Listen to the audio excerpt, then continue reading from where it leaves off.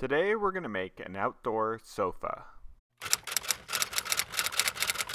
I made the sides of the sofa out of two 4x8s. The bottom and back are made out of 2x8s. I used L brackets to hold everything together. And I bought outdoor cushions from IKEA. I don't remember their names, there's something weird in Swedish, but you can find out on my website. I'm going to start by taking the 8-foot long 4x8s and cutting them into three 32-inch long pieces.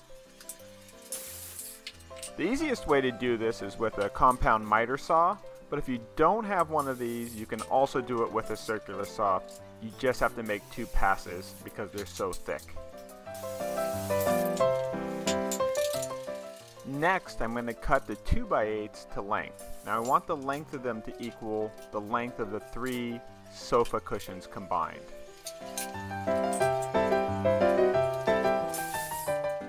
I'm going to sand each piece of wood that I just cut with an orbital sander. Now I want to screw these 4x8 blocks together, but it's hard to find screws that are long enough to go all the way through one of them. So what I'm going to do is I'm actually going to drill large holes about halfway through the 4x8s. And then I'm going to be able to take lag screws and screw through the bottom of these holes and into the other 4x8. I used a socket attachment on my driver to drive the lag screws through the bottom of the hole and into the bottom 4x8.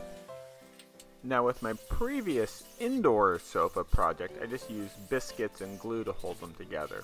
But since this is going to be outside, I didn't really trust the glue against the elements, so that's why I ended up using lag screws to hold these all together. But basically the concept is the same. I'm going to make a panel that's 3 pieces of wood tall.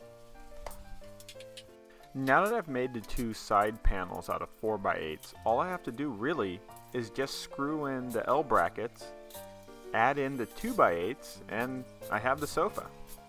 I laid out the L brackets so that the bottom of them would align with the seam between the 4x8s. Now I just have to lay in the 2x8s and then screw up through the L brackets and into the 2x8s to fasten it all together. Now it's probably actually a little bit easier to assemble it upside down, but I wanted to kind of see how it would look as I put it together, so that's why I did it this way. For the back piece, I want it to be at a slight angle. So for this one, I'm going to measure it with a speed square to make sure that I have both angle brackets at the right angle.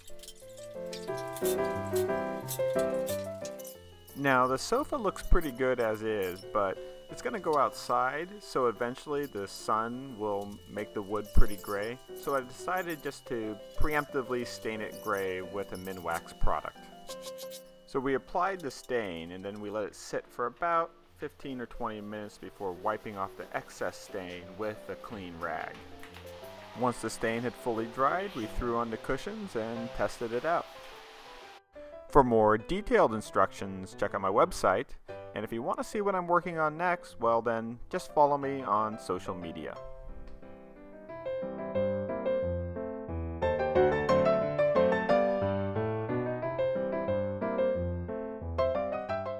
And if you haven't already, be sure to hit the subscribe button.